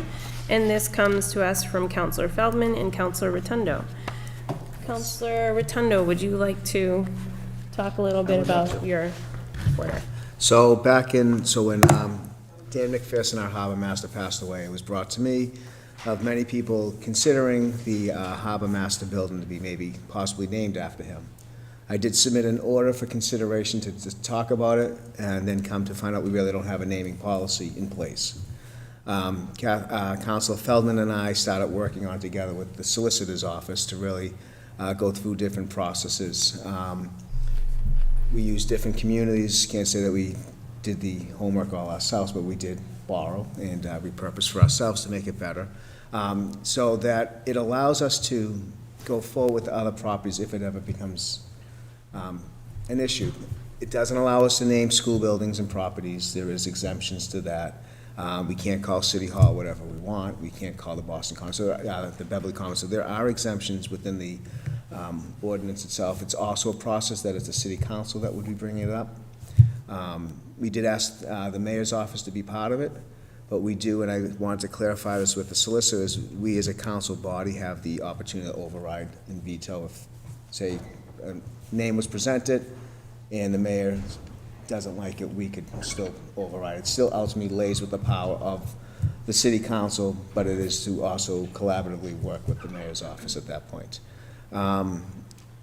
It now spells out the details on how it is to be done. So the ordinance is in play of what would be allowable, what's not allowable, the terminology, and then it also states on how we would do the process itself. Thank you. Thank you both for your work on this. Ms. Oldmixon, would you like to talk a little bit about this as well? I just have one quick clarification. It's actually a proposed ordinance, not a proposed policy, which obviously has some different procedural requirements. So the letter says policy, but the attachment says ordinance. So I just want to make sure everyone's on the same page. Okay, got it. And do we need to amend that if we move it forward? It has the publication requirement. It needs to go with the three. Okay, got it. Or anything, Thank you. So that actually means we can't vote on it tonight, that we have to, this is the first reading. Is that how that works? The first reading is, After we vote on it? yeah, it's supposed to just sit, right? And then, Right. yeah. So you know how much I'm a fan of this first, second, and third reading Yes. terminology, which actually isn't in the charter expressly. The main thing is that you can't vote to approve it without publishing it in the newspaper, and it needs to be published 10 days before final passage. So the final passage language has been treated as meaning there needs to be 2 votes, really. So you publish it, you could actually vote to approve it, then publish it, and then vote to approve it again. But I think the clerk, I would defer to the clerk as process-wise, what she usually does. And it's my understanding, Madam Clerk, that after this evening, you would then publish it, then there would be a vote, and then there would be another vote, and that would be the final passage. Okay. So this is really, we can keep this in legal affairs. Says public hearing. We're going to set up a public hearing. Okay, got it. Does it No, say no, that right No, here? it doesn't need public hearing. For an ordinance change? No. No? Okay. It just needs to be published in the paper. Okay. Okay. Like a normal ordinance change that we do. Okay, and we should hold it in legal affairs. You can hold it legal. Okay, let's do that. And thank you, everybody. See, we're learning as we go. All right, so let's, is there anything else you wanted to share about 265? We could always take it up again next time. Well, Counselor Sweeney? Okay. So let's hold order 265, please. I would accept a motion to hold that. So moved. Second. Those in favor? Aye. Okay, thank you for helping me with that. All right, let's go to, all right, order number 268. This is a juicy one here. We have a letter from the Citizens Advisory Committee for National Grid Cable, the National Grid Cable Transmission Project. And Counselor Houseman and I submitted this letter. He's not here, but I feel comfortable moving forward with it. In our work with the Citizens Advisory Committee, we've met twice now, which meets a condition for National Grid to actually move forward with their project, with their construction. Within those meetings, we've discussed the pros and cons of being subject to open meeting law, and we've received some guidance from Solicitor Williams, letting us know that there are, that is an option to remain subject to open meeting law, but we can also, as a council, vote the Citizens Advisory Committee to be exempt from the open meeting law, which would allow, which the committee is requesting per our last meeting and per this letter, which would essentially allow the Citizens Advisory Committee to, discuss national grid matters in their neighborhood amongst neighbors, not necessarily making decisions, but that would allow them the ability to sort of keep connected about what is happening and any sort of issues that are coming up within this project. So the committee was interested in being released from the open meeting law requirements, but would move forward. The meetings would still be open to the public, but that would allow some flexibility in conversations basically within neighborhoods. So Solicitor Williams, will you you shared some information on cases and different kind of structure of committees. If you could share some of that with the council, that would be great, with the committee. So Counselor Houseman's letter has an opinion written by outside counsel on this question. It's I think a 2-page, almost single-space opinion. I will endeavor to summarize it. So in order for the open meeting law to apply to any body, any public body, there must be 3 things that exist. The entity must be within government, the entity must be a body empowered to act collectively, and the entity must serve a public purpose. As constituted, outside counsel concluded, although it's a closed question, that as constituted, the current Citizens Advisory Committee is subject to the open meeting law.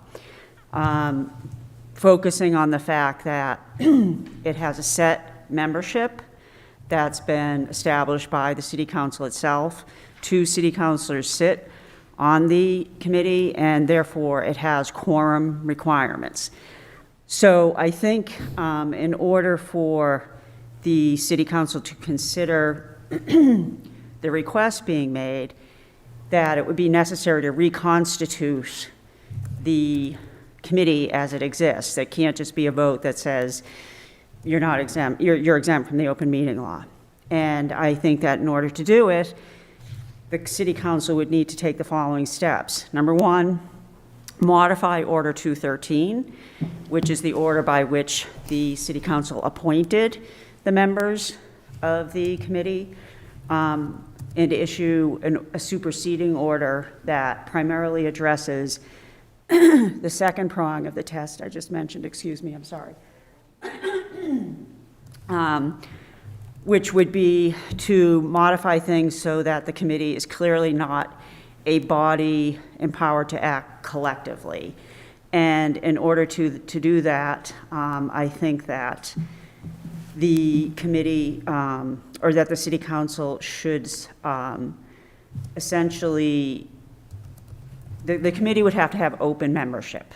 So there's just, and so that basically any resident who's interested in becoming a member of the committee can be a member of the committee. And the group will have to be fluid and basically ever-changing, and whoever attends a particular meeting carries out the purpose of the group. That's sort of the bottom line. And make it clear that the purpose of the committee is, and these are actually already articulated in the conditions, or condition 10 of the grant of location, that it's a forum for the constructive exchange of information between GRID and the committee. I'm paraphrasing. It's a forum where GRID is required to hear, respond to, and consider input from the committee concerning the project. And it's a forum for GRID to provide all information reasonably requested by the committee regarding the project. So my sense is from the beginning, the condition was intended to provide a means of somewhat a more formalized means of communication between residents directly with National Grid. And so it's important to state that the committee is not authorized to make any decisions or take any action on behalf of the city council or the city or against National Grid. So I think in order to do this, as I stated, I think Order 213 needs to be modified or rescinded with a superseding order replacing it. Okay, may I ask, so really this letter just allows for discussion around taking that step, and then modifying order number 213 as a whole separate kind of. Well, I think that as written, I don't think the letter is sufficient. Okay. To reconstitute the committee. Okay.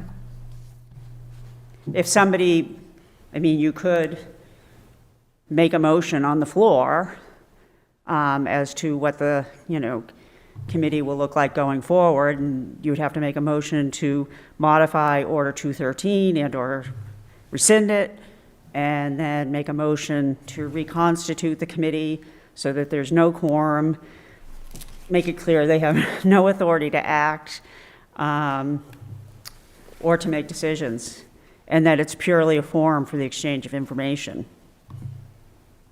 And that can be done just within the Legal Affairs Committee to be put back out to the council? I mean, that's really up to the city council how it wants to handle that. My suggestion would be, and I don't know when they planned on meeting again, probably the council should have a conversation among itself as to how it wants to handle that. And then if you'd like assistance drafting an appropriate order, we can do that. Okay. Thank you so much. I appreciate your guidance on that. First, let's hear questions from the Legal Affairs Committee.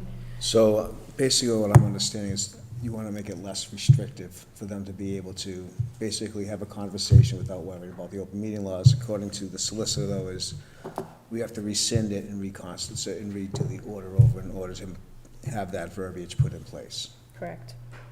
And it's your hopes to do it through the legal affairs with conversation, maybe say right now, for instance, to get that going as quickly as possible. I mean, I think, you know, this project is gonna be affecting us for 3 years, so I'd rather have it done right than quickly. I think that is an option, though. I think if our committee wanted to vote it, make a change, reconstitute the Citizens Advisory Committee, I think personally, it would still make sense to have it go out to the full council for discussion. I agree. Because it changes something, condition 10, that we all sort of agreed upon together at like midnight or something, so. Counselor Sweeney, did you have any thoughts or questions? Yeah, some quick comments, and thank you, Solicitor Williams, for providing your input. You know, we all received input from current members of the advisory committee advocating for this change. I think it makes sense within the scope of what the council was intending to do when we added this condition to the grant of location.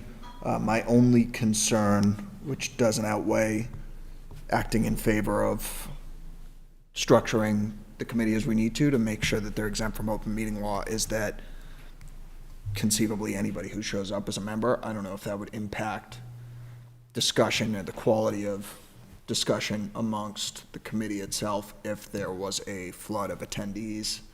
I know the idea was that we would have representatives for each kind of relevant constituency that we saw.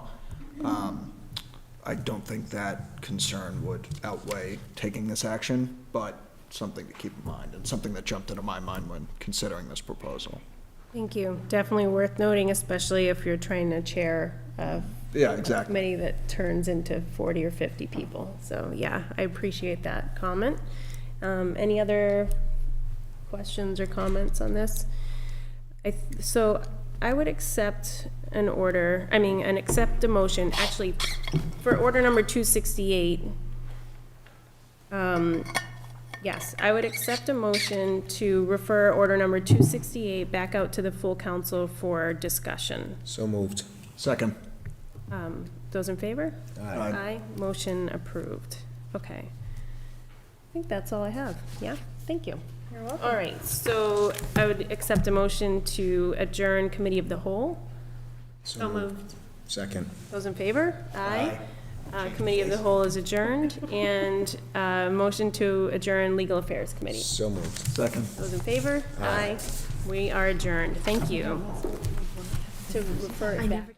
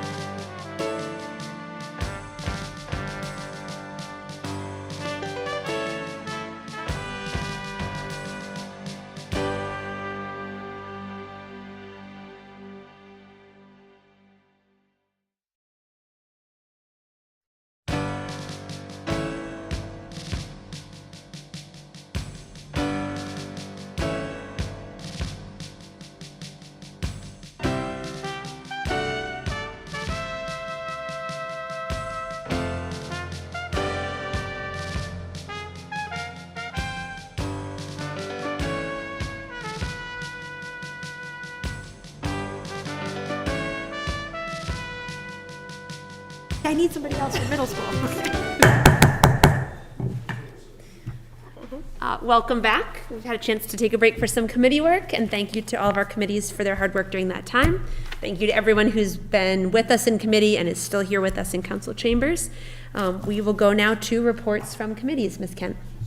Order number 260, the Committee on Finance and Property, to whom refer the matter regarding a RAP funding. The City of Beverly has been awarded $433,203 from the Massachusetts Department of Transportation Wintry Recovery Assistance Program to improve their transportation networks in response to harsh winter weather. Have considered said matter and beg leave to follow. Recommend the council approve this request. Thank you. Are there questions or comments on this one? Councilor Bowen. I had just a quick question on where this funding will show up when we're reviewing this year's expenditures, looking ahead towards next year's budget, because I know it offsets a lot of really important costs, so I was just curious how we track that on the back end. Thank you, Councilor Bowen. I see that our budget analyst, Mr. Perry, is already at the podium. Oh, So we're talking the CPC, right? This is the RAP funding. The RAP funding from the that, DOT. That was, well, they're not calling it a grant, are they? What did they call it? No. It's not a grant or an earmark. Yeah, grants or earmarks or things of that nature are put into the munis system, if you approve it, of course. It's not really in the general fund budget, but if you wanted to track it, we could certainly track it in the munis system. And how, you know, if you approve it tonight, the money will be eventually transferred from wherever it's coming from, which the grant director will tell you. But it'll put in the munis, and I track that stuff too. You know, I just recently gave you a quarterly budget, so I keep an eye on that stuff. But that's where it goes in there, and that's how it's spent out, and they'll zero it out by whenever they finish the project. Thank you, That Mr. helps. Perry. Ms. Barrett, was there anything you wanted to add to that? No, he did a great job describing that. I can specifically find out where it's going to go if you need to know. Somewhere in public services, I would assume, to offset a negative balance. Yeah. Thank you, Ms. Barrett. Thanks. Councilor Bowen. Yes, thank you. I would love to know where it ends up and then see that report at the end of the year, because I know it came up in our budget discussions about that being a cushion for some of the road work, and knowing that we don't need to include a very large snow and ice budget if that continues to come in as planned from the state, was my understanding. It's determined by formula, so we don't always know the exact amount that we're going to receive year to year. I think Governor Baker started the program in 15. So 15. So we do get these funds each year, but it's completely based on a formula and different factors. So we don't know year to year how much we're going to get. I think the question was, you were getting the snow and ice, and that's general fund. This is earmarked. You can't spend it for anything else other than what it's been granted for, okay? And this is, what is it again? It's the RAP funding. The RAP funding, Mass right. DOT Winter Recovery Assistance Right. Program. And you have to spend it on that. Is that not snow and ice? No, not that I'm aware of. No, is it Councilor Sweeney? Thank you, President Flowers. I appreciate that. And just ask questions and maybe clarify. My understanding is that this funding is best thought of as almost a supplement to Chapter 90. And I thought, and I may be completely misinterpreting this, that this funding could be utilized by the Public Services Department to add to the total amount of funding that we utilize over, multi-fiscal years in paving the roads and otherwise making repairs to winterize the roads, whatever that would be. Is that a correct understanding of how this funding can be utilized? That is correct, yes. So I guess, going back to Councilor Bowen's question, would this funding be treated as a Chapter 90 allocation in a similar manner? I'll tell you, how about we do this? I will check into that and give you email on that. We'll confirm that. Okay, But thank you. I never want to question somebody who used to come from A&F. Thank you. We'll confirm that for you, though, okay? Thank you. Thank you, Councilor Sweeney. Yeah, That's thanks. helpful. Councilor Bowen, all set as well? Okay. Any other comments or questions from councilors? Question comes on the acceptance of the proposal and adoption of the order. All those in favor, aye. Aye. Thank you. Motion carries 8-0. Order number 262, the Committee on Finance and Property, to whom refer the matter regarding a grant for $6,765 from the Department of Conservation and Recreation to support improvements at Sally Milligan Nature Preserve. Recommend that council approve the request. Questions or comments on this one? Question comes on the acceptance of the proposal and adoption of the order. All those in favor, aye. Aye. Thank you. Motion carries 8-0. And coincidental good timing on that one, having had the open space and recreation report tonight, and then this grant for improvements to one of our open spaces. Sorry, Ms. Kent. So order 267, and this is just a little bit of housekeeping. Councilor St. Hilaire, who was our acting chair this evening, Ms. Kent reminded me something I had not thought about, which is in bifurcating this, we just need to take a motion to reorder slightly. 267 and then 267A follows the pattern of how we normally handle orders, so that it's not just 267 disappearing and replacing with A and B. So I would entertain a motion just to renumber. This is a bifurcated order, and I'm just going to keep saying that because Councilor St. Hilaire and I enjoyed bifurcating something. This is a bifurcated order, so we are, I will take a motion to divide Order 267. Order 267 will become the second separate vote, the letter ending vote about delegating to the council president power to do the annual review and evaluation of the clerk. 267A then would become the vote on the clerk and assistant clerk's salary. Is there a motion to renumber this order in that manner? So moved. Second. Any discussion on that? Oh, Councilor St. Hilaire. I just had a quick question in that 267A out of legal affairs was referred back to the council. 267B was held in legal affairs. Does this impact that at all? No, actually, I just did it in what sounded backwards probably to you and to me, because since 267A we're referring out, I'm keeping 267A, the portion that is the vote we are sending out to approve. That means trust 267. that you have it in order, yes, okay. But I understand because I had to think that through for quite a while. Okay, thank you. That's it. Councilor Sweeney, did I see your hand? No, not on this one. Okay. Did I already take a vote on this? Yes. To separate. You asked for questions. Motion. Moved and seconded. But to renumber it? Yes. All those in favor? Aye. Thank you very much. That's 8-0 to renumber this order. That's just a bit of housekeeping. Thank you. And then I am actually going to ask Councilor Rotundo, because I submitted this order, I'm going to ask him to take the president's chair for me and call for the vote on 267A. It's right here. It's very scribbly and I'm really sorry about that. It's all right. Thank you. So I think you have to just read that. Just that?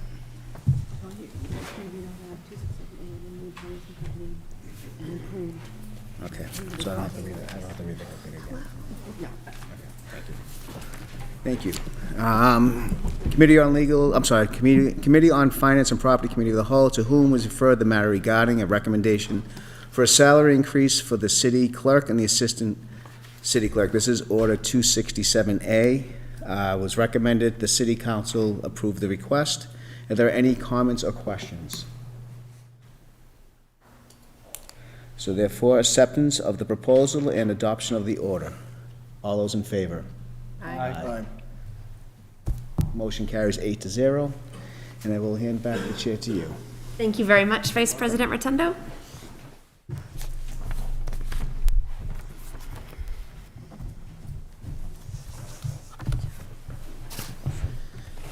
And so now 267, the second half of that will remain in committee.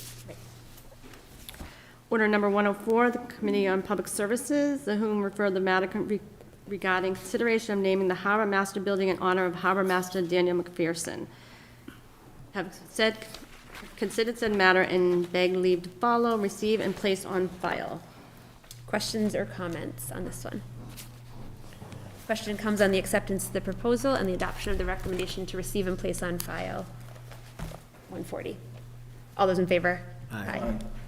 Thank you. Motion carries 8-0. Order number 246, the Committee on Legal Affairs, to whom refer the matter regarding an order to amend a reciprocal easement agreement with Briscoe Village LLC on previously approved by Order 141 of 2021 pertaining to 7 Sawyer Road and 20 Collins Street. Have considered said matter and beg leave to follow. Recommend the council approve the request.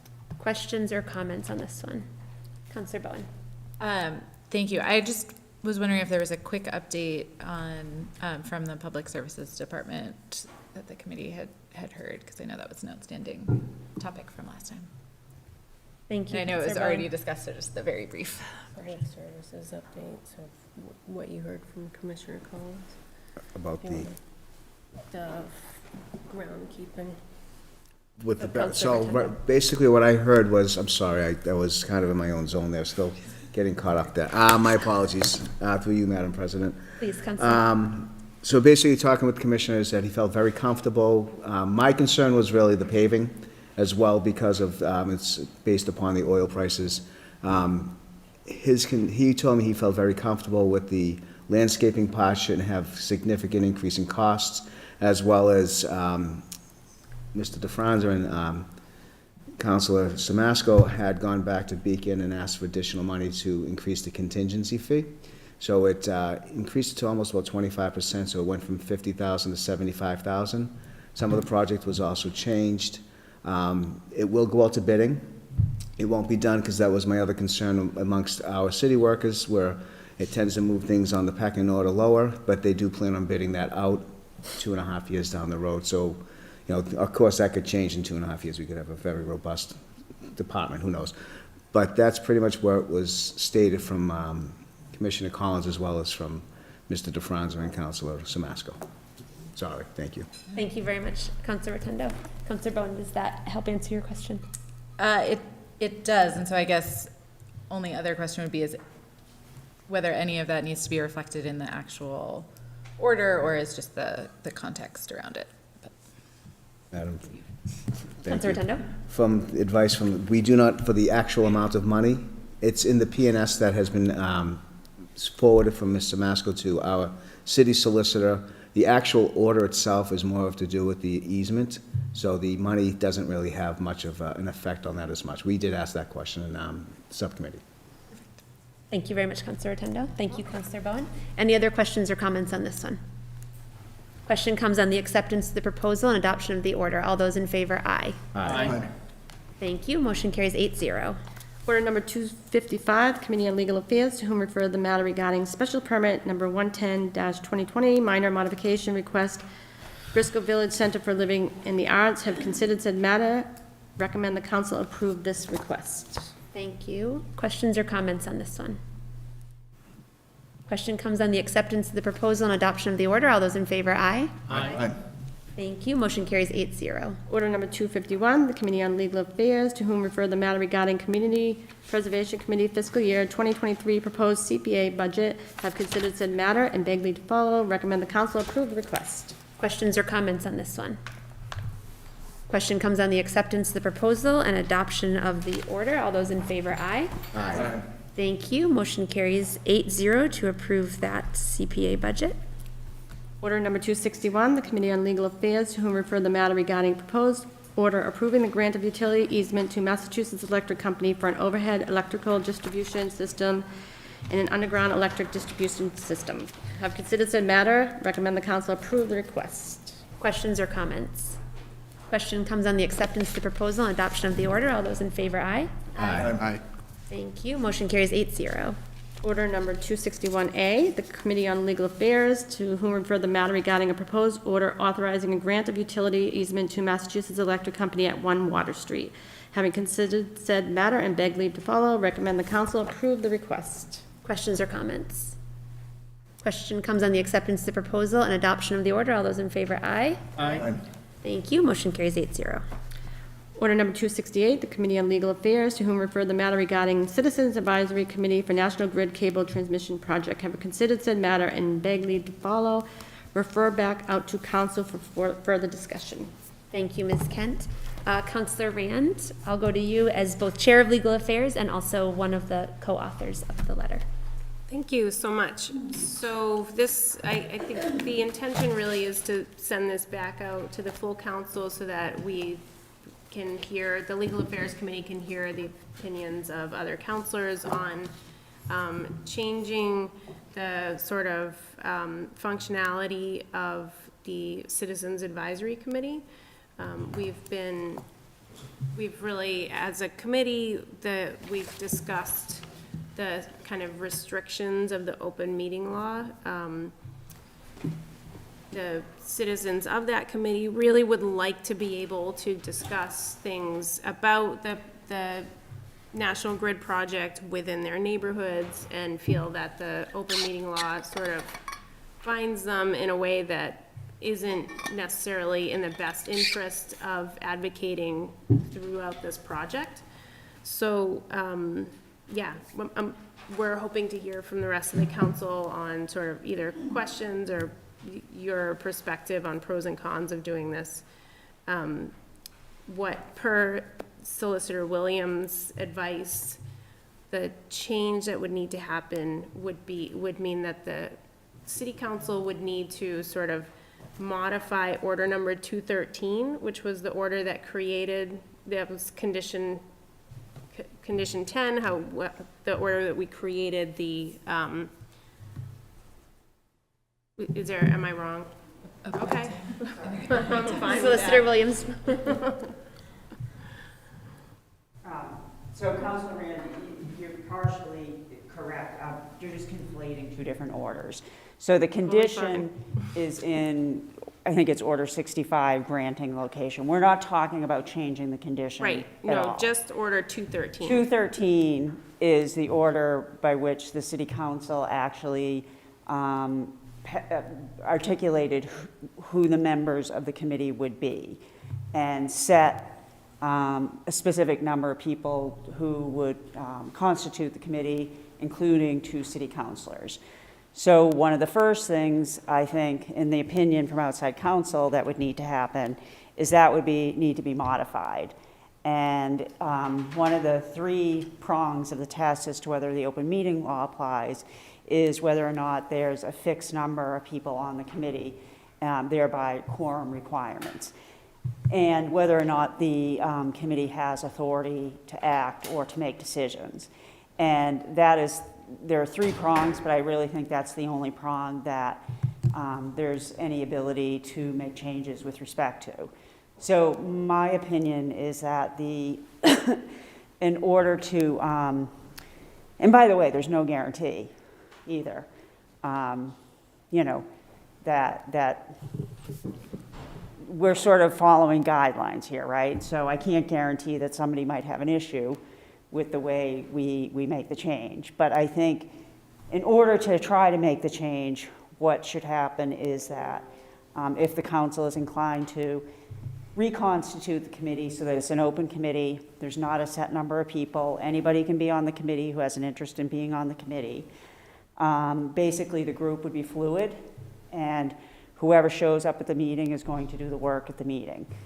You might want to identify 1 or 2 people to be sort of an administrator to help schedule meetings, and then make it clear that the committee is not empowered to act or to make any decisions, and that the purpose of the committee really is for the exchange of information between residents and NEP. Which really, if you look at condition 10, seems to be the purpose of the committee. I also would recommend not having city councilors expressly appointed to have any official role with respect to the committee. If it were to be reconstituted. If it were to Yes, be okay. reconstituted, correct. Thank you, Solicitor. Councilor Rand, is there anything else that you wanted to add from your legal affairs discussion? I actually have a question just based on that last piece of information. So I think I'm wondering who should identify 2 administrators? Is that the council's task or the committee's task once they are convened or every time they get together? Through you to Solicitor Williams. Thank you, Councilor Flowers. Rand. Thank you. Solicitor Williams, could I bring you back up to help with that question? I think it would be fine it's up to the council, you know, I mean, the order could say that it's a self-organizing committee completely. Condition 10 does say the membership which shall be determined by the council. So I think the membership determined by the council would be that it's open membership. I think that you all can have a discussion about what makes sense in terms of whether or not you should appoint the administrator or administrators. I don't think that's really a legal question. I have an opinion about what would make sense to actually make it work, but I think you can figure it out. Thank you. Counselor Rand. I would appreciate hearing the opinion, because clearly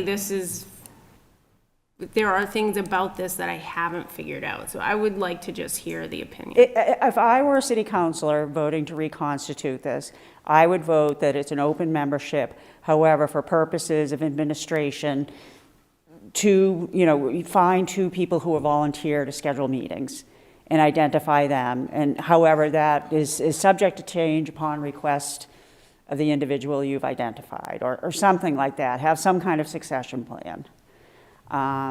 Because otherwise I think there's going to be a free-for-all. And then I think it would be helpful for the committee to have somebody scheduling meetings. But I would make it clear it's a completely administrative function. Thank you. Counselor Rand, did you have any follow-up questions? No, thank you. Okay, thank you. Counselor St. Hilaire. Thank you, President Flowers. I had a question for the solicitor, if I may. Yes, please. I thought I heard you say that reconstituting the committee in this way would limit their, their authority or power. Could you describe that a little bit more? So in order to be, one of the considerations that the Attorney General's office would take, or one of the factors the Attorney General's office would consider is whether or not the body has authority to act or to make decisions. So what we're talking about here is whether or not the committee is a public body that falls within the definition as described in the open meeting law. And things that the Attorney General's office looks at include, is there a set quorum? Does the body have decision-making authority within its jurisdiction? And if the answer to both those questions is yes, then more likely than not, it will be deemed to be a public body and therefore subject to the open meeting law. So the committee, I don't think, has any authority already, if you look at Condition 10.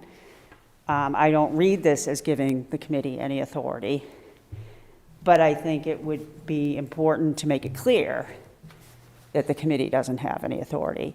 I think the city council should have a discussion about whether or not. It sort of speaks to, what is the purpose of this committee, right? Exactly. And I think it was discussed to exchange ideas, but to what end, right?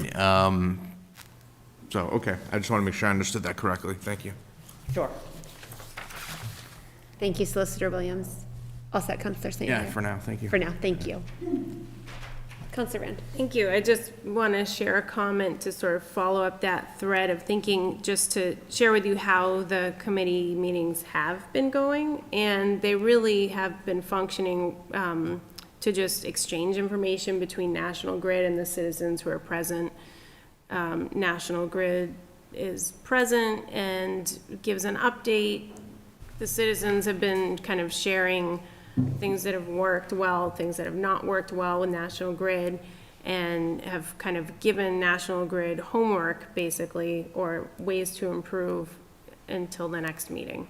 And that's what our 2 meetings have been like, just sort of sharing the processes of the way National Grid is communicating, and hearing National Grid, hearing the feedback from citizens, basically how it hasn't been working or what could be improved. So that's just a look at how it's been working, even just as the committee exists now. Thank you. Thank you, Counselor Rand. Counselor St. Hilaire. I appreciate that update, Councilor Rand. I think, I guess the concern I'm thinking about, though, is given the concern that led up to this project and, the full length of this, do we want to change the nature of the committee so that they maybe don't have that? I mean, maybe they don't have authority now, but could they have authority in the future? And do we want to nip that in the bud right this moment? And maybe it's what the residents want. Maybe that's the right thing to do then. But How many meetings have they had, and does National Grid attend those meetings? Councilor Rand. Thank you. Through you, President Flowers, to the council. So we've had 2 so far, which is actually was part of the, that was sort of the amount that we had to have before National Grid could even proceed with construction on this project. And I mean, in my view, basically this is an advisory committee, the way it was set up, the way we created it. Within the meetings, it doesn't feel like that advice is a form of power, that really the form of power over National Grid would then go to the council. It would kind of, come back to us to say, oh, National Grid, you're not meeting a condition. So I feel like that's still the point of leverage or, kind of monitoring of the conditions collectively with the city. But, yeah. So I think as an advisory committee, it still works, whichever way this is dealt with. Thank you, Councilor Rand. I saw Councilor Rotundo first and then Councilor Bowen, and just as a point of order, I guess, or clarification, I just wanted to mention that Councilor Rand, I think that assessment is correct, that the city council is actually would still be the control point. So if National Grid was not adhering to the grant of location, it would be incumbent on the city council then to bring them back in and to discuss that or what that might mean for the permit on their project. Councilor Rotundo. Thank you, Madam President. Through you to, I guess, Councilor Rand, the Citizen Advisory Committee that we have for the police department, I guess would be, and I should have thought of this in our subcommittee, but I think when you just made that, it clicked in my head. How is that formulated where we have citizens on a board that more or less an advisory role to get information from our police department to sort of share information? Could we look at that as a model? And I guess maybe because I'm ignorant to exactly how the Citizen Advisory Committee for CAC works with the police department, is that something that we could look at as a model? Solicitor Williams, would you have an opinion on that? I do not know offhand how that body is constituted. Okay. So. Okay, thank you. Thank you, Councilor Rotundo, and I think that's a useful question because we do appoint liaisons to that committee from the council. Right. But it is an advisory committee, so that's, I think, a useful piece of information we could gather. Councilor Crowley, I know Councilor Boney already, but Councilor Crowley, you're one of the liaisons? I'm one of the liaisons, and same thing with my good friend on the other end of the table there. And it's basically, that is, specifically what it is. When we have the meetings, the chief gives us an update on what's going on with hiring practice, some of the things going on within the police department, and then each of the divisions, traffic, they also give us an update, and they're also just kind of asking the citizens, what are they seeing out there? What can, they do as far as a better? So I can see this as being the same type setup as far as with both of those, and I think it would work fine. Thank you, Councilor Crowley. Councilor Bowen. Thank you. I just wanted to build on something Councilor Rand said about, the difference between a conversation between National Grid and residents being direct and being able to have that direct sort of advice and what's working, what's not, and then the question of how it comes back to the council that action might be needed if the conditions aren't being met or there are problems that kind of rise above. So would just want to think about ensuring that either as it's constituted now or if we were to reconstitute it, that there wouldn't be anything that would make that shift difficult. So if it's not a committee sort of reporting to the council in a formal way and a public body that has minutes and all of that, is there anything that would actually, if we were to reconstitute this as sort of an open, informal committee that has no power to act, could they then still flag issues for the council at large? If no councilors were acting as members, could there be liaisons or something that could ensure that that flow of information still happens? So maybe as we're looking at proposals or language, that's something I'd be concerned about, because I think we do have that responsibility and have assumed that a lot of the day-to-day work will happen with this committee. And so making sure that that connection isn't lost and that it adheres to the level of transparency that we're looking for and that state law is looking for in the process. Thank you, Councillor Bowen. Other conversation on this topic from the council? Councillor St. Hilaire. I guess I'd also be interested in understanding the nature of the open meeting law sort of inconveniences or challenges. What specifically what are we trying to overcome here? Councillor Wren, can I go to you? Only because you've been working with the committee, you've heard some of the, what the residents have expressed specifically as some of the obstacles. Thank you so much. Yeah, the residents, as you know, they all live on this route. And so some of the residents who were appointed to the Citizens Advisory Committee are neighbors. And they expressed a concern that then when they're back in their neighborhood and kind of talking about what's happening in front of their house, that they would be breaking open meeting law. So that is, I think, the kernel of the concern for these citizens. It's not, though I will say, it's not totally clear to me that just discussing the construction in front of their house is even breaking open meeting law. I feel like, I don't know. I don't know. It's a little, to me, it's a little bit confusing. I don't know, through you, if Solicitor Williams can kind of weigh in on sort of the gray area of, you can expressing an opinion or dislike of something that's happening, if that really is breaking the open meeting law for that particular committee or not. Thank you, Councillor Rand. Solicitor Williams, if you would.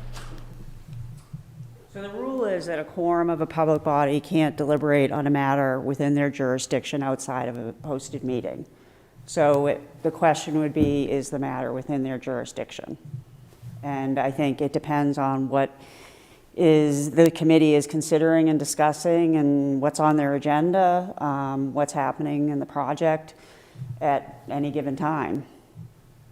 So I can't, it's very difficult for me to give a concrete opinion. These questions are very fact specific, but that's the general rule. Yeah. Thank you, Solicitor. Councillor Rand. Thank you so much. I think for me, what I go back to, and actually what I go back to is in creating this committee, I don't see that we actually granted a power to this committee. Like, I'm not clear that they have a jurisdiction other than to be there to give feedback to National Grid. That's just my thought on that. Thank you, Councillor. Councillor St. Hilaire. And wasn't this the vehicle that residents had to express their thoughts about the project? I mean, I thought this would be a lively group given the concern that we heard. So I'm kind of surprised to hear that folks aren't interested in being on the committee. And maybe that's not what I'm hearing, but I guess that's it.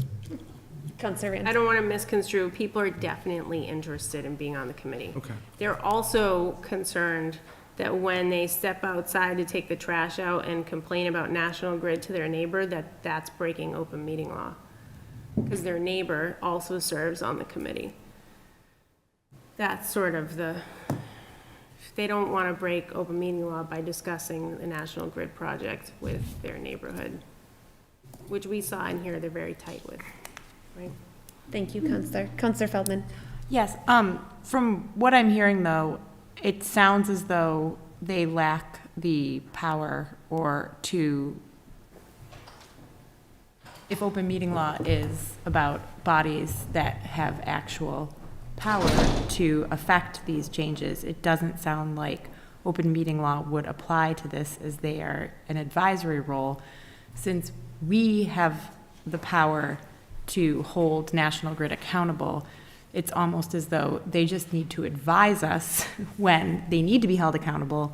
We utilize our jurisdiction over the matter, and we are all bound by open meeting law. So I think it just seems like that their function as an advisory role and being able to discuss this with their neighbors is actually a critical piece of how their community role should function, honestly. I think that they're the ears to the ground in the neighborhood, and they can do an even better job at those advisory meetings if they're taking stock of those discussions when they're taking out their trash. That's how I view the whole power structure and open meeting law. Thank you, Councilor Feldman. Councilor Sweeney, you're part of legal affairs. You're part the beginning of this conversation. I'd like to go. Yeah, to I just essentially was going to say, as Councilor Feldman did, that if they're primarily advisory and they don't have any authority to take votes aside from collectively deciding that they would like to bring a matter to the city council, I would think that that would allow for further discussion beyond the committee, which would mean that there wouldn't be as much of a concern about an open meeting law violation. But obviously, I'm no legal expert, so I say all that with a grain of salt. But thank you, Madam President. Thank you, Councilor Sweeney. Councilor St. Hilaire. I am interested in a report or something, or some way for the advisory committee to let us know if there's an issue or how things are going. Could this body present a report or something?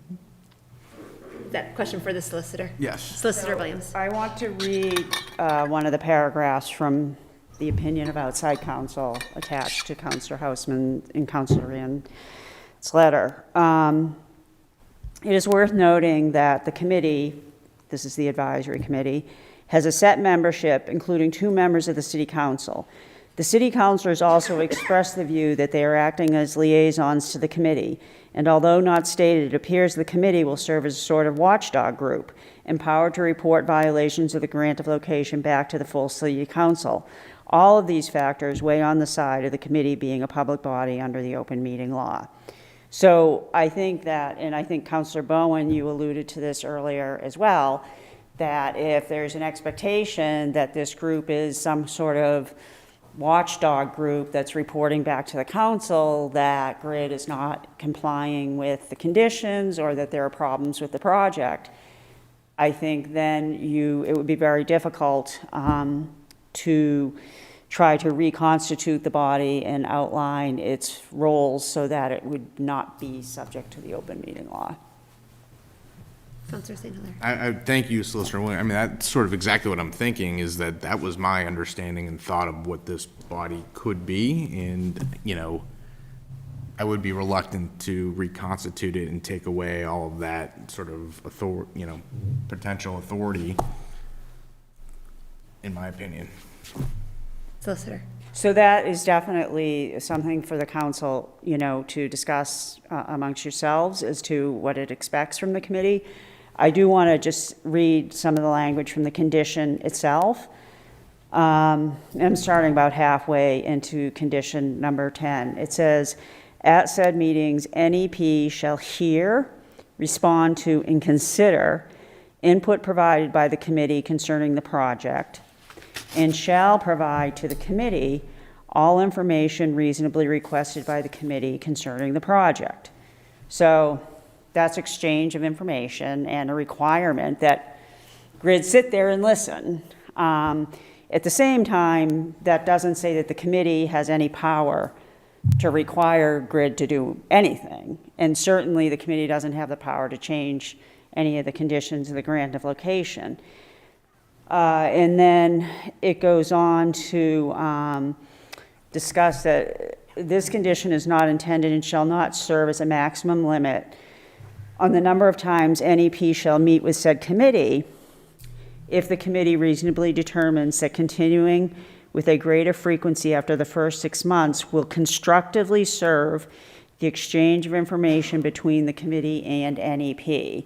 And I put the emphasis on the last part of that sentence, which to me, I have always viewed condition 10 as creating a forum that would really require GRID to show up and talk to residents and listen to their concerns and try to be responsive.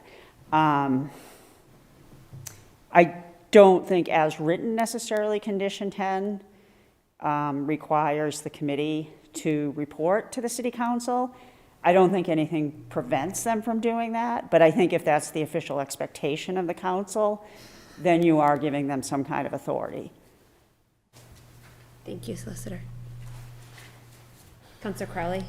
So I think in a lot of what we're trying to accomplish on all the way through, I think if we actually, because hearing a lot about it, if we look at the model that we do at the CAC, so we have anybody that can show up as far as the CAC meeting on the nights that it is.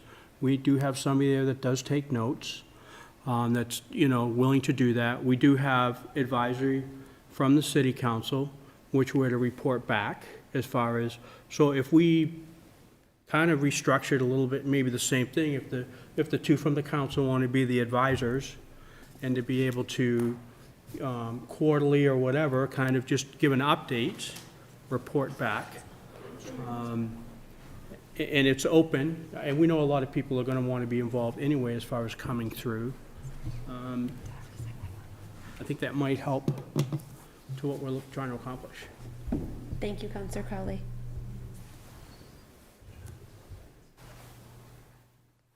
I'm feeling a bit like we've had a chance to discuss, but also we're starting to not go in circles, but trip over the same, we're kind of coming around to the same points. So I guess my question would be, and Counselor, and I'm not trying to put you on the spot, but as one of the counselors who filed the order, do you have a sense of if you'd like to make a motion to amend it tonight to reconstitute any part of this or continue conversation another time? I guess I'd like to go to you first on that. Thank you so much. I think it makes sense now that the Legal Affairs Committee has had a chance to hear the discussion by the full council to refer it back to Legal Affairs. And then, we can sort of discuss the recommendations and ideas that were tossed around tonight, along with our legal counsel, and go from there. Thank you. That's my gut. I'm open to whatever you would like to do. Thank you. I actually think process-wise that also makes sense. Given that then, Councilor Rotundo, Vice President Rotundo, could I ask you just to switch seats with me? I have one thought I'd like to offer, and then Councilor Rotundo can take the vote, ask for a motion to send it back to Legal Affairs. Thank you, Vice President Rotundo. It's exciting. We're getting to switch seats a lot tonight. So I don't have a strong opinion about what specifically we should do, but as I was listening, I was also thinking another helpful analogy potentially might be civic associations and the way that they function. I was thinking particularly about Ward 1 and Ward 2, which have very vibrant civic associations, of which any members of the ward can attend. And they do strike me as serving for a way for counselors from those wards to understand what's happening, hear from residents, without being directly tied to the city council kind of body. So just as we're thinking and processing, it feels like that might also just be a helpful analogy. And my only other thought was, if what we're hearing, if this is an advocacy and advisory group, it's not named an advocacy group, but I think that's part of what the residents are thinking about and talking about. I'm just thinking about hearing from them what would best meet their needs, and I also think does match condition 10 as the solicitor just read it. I feel like having the opportunity to potentially reconstitute it to match their needs makes sense to me. That's all. I just didn't get a chance to share my thoughts, so there they are. Thank you, Madam President. Just one follow-up question to that, to the solicitor, if I may. Would a civic association be subject to the open meeting law? So. That model. Right, in my opinion, no. We've been talking really about it's a three-prong test. The first prong is the entity must be within government and not excluded from the definition of public body. And so in the opinion, on this issue, I've sort of skipped over it because the fact that the council, by virtue of condition number 10, is establishing the committee, it falls within government. And I don't think civic associations do. They exist outside of government. But they would not be, okay. So they wouldn't be subject to the open meeting law. They're not a public body subject to the open meeting law. Councilor Sweeney? Thank you, Councilor Rotundo. So I have another question for you, Solicitor Williams. sticking with this specific example then, understanding that the committee is currently constituted is subject to open meeting law and understanding the charge of the committee. If multiple members of this committee were to, outside of a formal meeting, discuss with themselves, their neighbors, any combination, this project in any capacity, would that actually constitute an open meeting law violation? Because I'm not convinced that it would, and if it doesn't, I don't see the need for the council to take any action here. I can't Is that really too give an vague? opinion on that, you know. I think I think they run the risk of it. If there's a set number of people on the committee and a quorum of them are discussing how National Grid is, you know, not communicating well and, you know, working too late in the evening, I don't know how that couldn't arguably be the subject of an open meeting law complaint. Okay, thank you. So that's the concern. Yes. And credit to the residents for actually being diligent, you know, in thinking about this and being concerned about it and taking it seriously. I don't feel comfortable saying to them, you know, don't worry about it. Okay. As Appreciate that constituted. input. I guess maybe we would be the ones that would say, don't worry about it if we don't act. I don't know. I'm thinking It's on practically us, yeah. here. I mean, essentially, that's the question I believe is before the council here is, do we think that any discussion of this project or National Grid by members of this committee outside of their group would constitute an open meeting law violation? If we think it does, we should probably consider reorganizing the committee as Solicitor Williams has proposed. If we think it doesn't, I don't see the need for us to act here. Thank you. Any other questions or comments? So then, do I motion to move it back to legal? So I would like to put a motion to move this back to legal affairs. So moved. Second. All in favor? Aye. Motion carries 8-0, moves back to legal. Thank you. Am I good to go? You are. Thank you, Vice President Rotundo. Madam President?